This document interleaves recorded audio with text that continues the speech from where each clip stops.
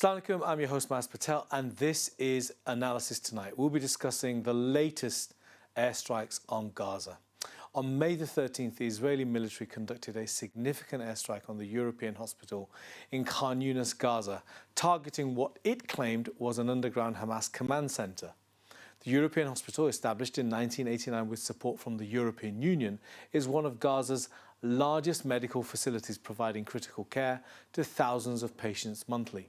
The strike resulted in the deaths of at least 28 people and injured dozens more, including patients and medical staff. The Israel Defense Forces, IDF, released aerial footage apparently showing a tunnel beneath the hospital complex. However, subsequent analysis by independent media outlets, including the Israeli newspaper Haaretz and Sky News, indicated that the footage depicted a school nearby, not the hospital itself. The discrepancy has raised questions about the accuracy of the IDF's claims and the justification for targeting a medical facility. Let's take a look at this report. Israeli military strikes killed dozens of Palestinians across the Gaza Strip on Wednesday. That's according to local health authorities. It's a significant intensification of the bombardment in Gaza, while US President Donald Trump continued his visit to the Middle East. Medics said most of those dead were killed in Israeli airstrikes targeting houses in Jabalia, an area in northern Gaza. The Israeli military had no immediate comment and said it was trying to verify the reports. Hadi Mokbel, whose relatives were killed in the strikes, said the military fired 2 rockets, killing children, a woman and a baby. Itimad al-Najjar was also in the area when the strikes hit. We were sleeping peacefully when the oppressors hit them. They hit them and hit the whole region we're in. 14 martyrs inside the house. People are still under the rubble. Have mercy on us. Enough blood, enough martyrs, enough worries. Stop the war on us. Stop the blood. She added that, quote, nobody is left in Gaza anymore. At the Indonesian hospital nearby, people bid farewell to those killed. In strikes the day before, security officials said they believed Hamas military leader Mohammed Sinwar had been killed. That's according to Israeli press reports. Israel's intensified bombardment comes amid Palestinian hopes that Trump's visit to the region will provide pressure for a reduction of violence. And Hamas on Monday released Eden Alexander, the last known living American hostage. Trump's envoys have said they now see a better chance for a new release deal for the remaining hostages. The US has also presented a plan to reopen humanitarian aid deliveries in Gaza using private contractors. Israel has blockaded all supplies going into Gaza since March the 2nd. This incident is part of a broader pattern during the ongoing war, where Israeli forces have targeted hospitals in Gaza, alleging they are used by Hamas for military purposes. In several cases, including strikes on Al-Shifa and Al-Ouda hospitals, the IDF has provided limited or disputed evidence to support these claims. International human rights organisations have expressed concern over the lack of transparency and the potential violation of international humanitarian law. As the conflict continues, the targeting of medical facilities raises urgent questions about the protection of civilians and the adherence to international laws governing armed conflict. Joining me to discuss this is Professor Kamal Hawash, a Palestinian academic and political analyst. Thank you, Professor Hawash, for joining me today. Professor Hawash, just now, as I came into the studio, there were reports coming in that over 100 Palestinians have been killed in the last 24 hours by Israel's bombing of tents and whatever rubble there is in Khan Yunis. And it seems to be that all commentators are saying that this is a deliberate policy to, in some language, to move Palestinians, but in most people's opinions, it's a deliberate ethnic cleansing of the northern areas of Gaza. Tell us how you see it. Well, hello, Mazam. Thanks very much for hosting me again. It's a continuation of the aggression on Gaza. It isn't a war because there are no 2 equal sides fighting. It is about driving people into the smallest possible area in the south of Gaza, controlling the number of calories they're allowed to get when Israel lets aid in, with the intention to expel them to other countries. Netanyahu has said himself that there are not any countries yet who are willing to take them. And why should the Palestinians leave? Why should anyone take them? They're all fabricated lies by a country that was built on a lie. The lie was it was a land without a people for a people without a land. And they're now claiming that there's military infrastructure everywhere. Does that justify killing and maiming and expelling 2.3 million people? Yeah, I mean, Professor Ash, you make a very, very powerful point there. And at the same time, we're seeing images on our screen whilst we're talking of Donald Trump being in Saudi Arabia. He signed 142 billion. I mean, the figures are just absolutely jaw-dropping. It goes on to Qatar, where a 200 billion pound contract was signed, so even more than what the Saudis were offering. And he's now going to the UAE, perhaps going to be even more than what Qatar and Saudi have put into his kitty. At the same time, there was talk of a Palestinian state being recognised by Trump. And it seems to be that the talk amongst opinion formers in the United States is that we cannot just act in the interest of Israel. Is that a sign that even America is now changing its attitude towards Israel, because it's been completely excluded from a lot of what Trump has been deciding over the last few days? First thing I would say, we've been used to the $1 million question, people using that phrase. Now we have the $1 trillion visits, because when Trump goes to any Middle Eastern country, he is looking for that size of money, lavish receptions. The reception I saw in the UAE today, women dancing and so on. They're playing his favorite songs. They're playing songs that I never thought I would hear played in Saudi Arabia, which is where I was born. But anyway, there is that side. So there is this unfortunate acceptance by the Gulf states that he is visiting, that Trump, he's the king of the Middle East. We have to give him what he wants. In terms of the United States, the change, etc. I was in Parliament here in the UK yesterday for the lobby of Parliament, and I met my MP, as did hundreds of other British people. And in the morning, they'd had an emergency question. And most, not all of the MPs who were present raised the issue passionately, including ones who said, we used to be supporters of Israel, and the emphasis here is on used to be. Now we condemn Israel for what it's doing, because apart from the lies about not targeting hospitals or universities and schools and so on, apart from that, they're now starving people. And I think that's really been has given a fillip to the people who say, look at what Israel is doing.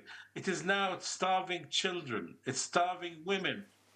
So all of that is adding to the disgust with Israel's action, and that it's delegitimizing itself. Yeah, I mean, I was listening to a podcast by Tucker Carlson, by Joe Rogan, massive. They have huge followings. I mean, their content goes all across the United States. And I'm focusing on the United States, Professor Hawash, because that's the only country that has has the influence on Israel, because of its arms supplies and its moral and legal and political support that is provided to the Israeli government. And if public opinion in those countries is changing, and it has changed, I mean, it's pro-Palestinian in the main now, and also opinion formers, those that I've just mentioned.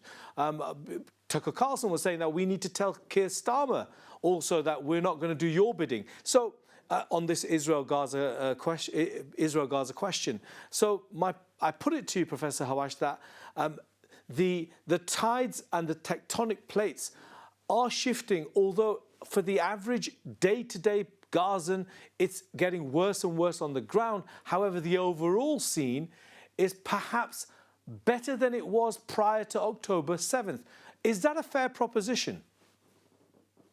I first of all tell you that I can hear the gallery and therefore sound is interfering with this. My apologies. Yeah. They might want to stop. I don't know what the recording would be like, but anyway, the reality is there is a shift. The problem is that they continue, while shifting, their countries continue to arm Israel. They continue to not hold it to account. Yesterday, the foreign minister who was responding to questions about genocide refused to use the term genocide. He said it was for the courts to decide, even though the government's lawyers have sort of said it isn't genocide. Why are the government lawyers determining what it is if they say we should refer to the higher courts, like the International Court of Justice? It is play on words. Yesterday, there was a real condemnation of the government. The minister was answering question after question after question, which says, what have you done about this? When will you place sanctions on Israel? And he continued to bring the same words out to say, we're not going to discuss sanctions. Well, why not? Why were you so quick to impose sanctions on Russia, but you refused to sanction Israel? Why were they talking about war crimes committed by Putin, but they're not talking about war crimes beginning or being committed by Netanyahu? There is undoubtedly a shift. You are right. When Donald Trump changes in a meaningful way, we haven't seen that yet. When I say in a meaningful way, when he says, and he hasn't said that war must stop. Witkoff, can you go and tell Netanyahu to stop now? Why should we have another 100 people killed today? Why do we anticipate 100 more will be killed tomorrow? Because Netanyahu can do whatever he likes. Israel uses artificial intelligence, which should be a power for good, for a power for evil, which helps it to determine where someone is likely to be that they would like to kill. And then they look at how many people might be with them, and there might be a number that they agree to, like 10, 15, 20, and that's what brings the 100. This is probably why we're not seeing hundreds being killed every day, because they're using this technology for the worst case it can be used for, and then they would be selling their technology and saying, look, we can give you examples of how we were very clear about achieving our objectives. The reality is Israel is using on the ground according to its own objectives. It has not dismissed Hamas, it has not brought back the hostages, and it has not changed the future to stop any attacks coming to it. And it is solely down to Netanyahu and his extremist terrorist ministers with him, who are only intent on killing Palestinians or on expelling them so that they can annex Gaza. And Professor Hawash, whilst you make a very strong case for your proposition, this is about expelling Gazans. Do you believe that ultimately the Israelis, backed by the Americans, will be successful in that endeavour? And when I say backed by the Americans, let's not forget the role of some of the GCC states as well, UAE in particular, who have almost made it a mantra because they believe that is a fight between Israel and the Muslim Brotherhood-inspired Hamas movement. So they are invested in that fight as well. Do you believe that these three will be successful in achieving that? Because the window to achieve that appears to be closing rapidly. There's no doubt that Saudi Arabia, UAE, and Qatar play a major role. Qatar in the negotiations. Saudi Arabia has already said it will not normalize until there is a Palestinian state. Netanyahu indicated that Saudi Arabia could take all the Palestinians and give them such a huge country, give them a state. There has been no accepting of that proposition. The UAE hasn't either. In other words, whether it's Hamas, the Muslim Brotherhood, or whatever, they are looking at the Palestinian people. Even Hamas is not all of the Palestinian people. Yes, it has support in Palestine, but that doesn't mean that every Palestinian supports Hamas in what it did earlier on now. But they are all committed to resisting, staying on their ground and resisting. Now, it would be famous last words if I said to you, I don't think a single Palestinian would be expelled, because we are not in their place. The hell that they are living. Last night, the burning of people in their tents, the targeting of children playing in the roads. There must, for any normal human being, come a time when they say enough is enough. It has not happened yet. Everything we hear tells me that people will not leave their homeland because, let's face it, wherever they go, they will be treated as second-class citizens in whichever country decides to take them on. And who would want that to happen? They will not be given citizenship of another country like Saudi Arabia or wherever they propose to send them. And so they will be there with travel documents where they already have travel documents. They already live in now in refugee camps. They would want them to be pulled into small areas that they can control. Now, that's not better than being in your homeland. And I'll remind people the prosperity that people had built over decades. I'm not saying that things haven't been difficult in the last 10 years or so. Gaza was a wonderful place for people to live and visit. And with the strength that they have, I have no doubt they will make that happen again. It might take a little time, but I have no doubt that the Palestinians are capable of rebuilding Gaza. Well, I mean, I think nobody can doubt the resilience of the Palestinians who for 77 years have endured this. Let's talk more about this country and what's been taking place this week. We know yesterday in Parliament, like you said, there was a lobby day. There was also a discussion in the House of Commons chamber where the minister was talking and was being challenged about arms sales to Israel, the parts for the F-35, which many MPs on all sides of the House, I heard Tory MPs who were railing against what Israel has been doing. How important has that been, and how important have the demonstration, the 77th anniversary demonstration of the Nakba that takes place on Saturday, the almost the monthly, sometimes bi-monthly demonstrations that have been taking place since the events in October 2023? How important has that been to impact that what took place and what we are seeing in the House of Commons? I mean, the first thing to say is we are in a democracy. The way for the people to express their distaste of any policy, not just like, you know, in the UK, the winter fuel allowance and so on. People were expressing it through their MPs, holding meetings with them, writing to them. In the case of international issues like Palestine, of course, this cuts across all of the constituencies. And people, as you said, there are two coaches going from Birmingham on Saturday to the demonstration. I will be on one of these. That you have to use the tools available to you in the country you are in, whichever country it is. In the UK, MPs matter because they can pressure their own parties, and going to the demonstrations shows the Palestinians visually that they have not been forgotten. There are also groups that are trying to take action in relation to going to the High Court on arms sales to Israel. I think the government is worried that the court will rule that it shouldn't be supplying parts for the F-35. And I think that would be a wonderful decision by the courts. They will try and find ways around it because they want to make sure that they commit to their side of supplying these parts for this deadly weapon that has been used. There's no doubt about it. It's been used against the Palestinian people. This was the first time, maybe after the election in 2024, for people to come and meet their new MPs and begin to challenge them strongly about the issue of Palestine.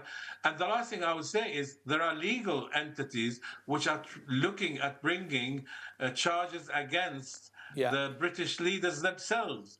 And there was even a mention of that to the minister himself, who was answering yesterday, telling him that he should be careful that he's not putting himself in danger of being taken to some court because of the fact that he could be seen as complicit in war crimes by not stopping the arms supplies to Israel and by allowing it to breach every single paragraph of international law. I think the question should be: is there an item under international law that Israel has not breached? And I think the answer is no. It should be thrown out of the United Nations. There should be no Israeli ambassador in the UK, and sanctions should be placed on Israel. Yeah, and sanctions is what many MPs were calling for, many people are calling for. Whether it's just on arms, I mean, some people say that there should be sanctions across the board, not just on settlement goods or on armaments, but it should be sanctioning the whole country of Israel because of the crimes that it's been committing against the Palestinian people for so many years. Do you believe that's? Do you think that politically that's possible? I mean, there's only, if you look at the makeup of the House of Commons, no major political party is proposing that, although the SNP and the Liberal Democrats do support sanctions in some form. How long do you think it will be before sanctions against the state, as they did against South Africa, will be a reality across Europe? I know some, Spain, for example, Belgium, Ireland are already getting towards that. But here in this country, we still have a very reluctant Prime Minister who, let's not forget, when he became an MP, he was actually standing in front of banners which were calling for FIFA to ban Israel from, playing football in international tournaments. Yet here he is, unable to call a genocide a genocide. I think from what I understood from various ministers, the thing that worries them and would get them to shift is if their legal advisors told them that since Britain has signed all these agreements, as a party to them, it has responsibilities on it. For example, the Genocide Convention, it should be preventing genocide. It's not about the genocide being confirmed and then saying, oh, well, now that it's been confirmed, we have to change. They should be preventing genocide. By continuing to arm Israel, they are facilitating genocide. Yeah. So the lawyers haven't quite come to terms with that's what was being said. Legal opinion of the UK government's lawyers hasn't come to the conclusion that genocide has been committed. On the contrary, yet. And it may be that as the starvation strategy begins to unfortunately yield results, that they might say to the British government, well, you can't now continue to deny that it is genocide. They are breaching international law. They're committing war crimes. You have to act. And then you'll find the government itself, just like it did in a weak way with cancelling some arms supplies to Israel, that it will come with the proposal because it wouldn't want either the government itself or individuals in it to be taken to court for complicity. So that I think it's to do with the legal advice they receive, and they are being very careful. I think about what questions they ask, because what legal advice normally results in is an answer to the questions you ask. But if they go beyond that and they say, are we endangering our positions as a country legally, the things will begin to change, and they could change fairly quickly. Yeah, and we still await the legal advice that the Labour Party, the government now, promised to publish once they came into power. That's still not been released. Professor Hawash, listen, thank you so much for joining me today. Hopefully I'll meet you on Saturday, where we'll be covering live and exclusive the whole entire demonstration, including the speeches. It's been great having you on, and hopefully we'll have you on again as well. Listen, I've been your host, Mas Patel. This has been Analysis. Until next time, Assalamu alaikum.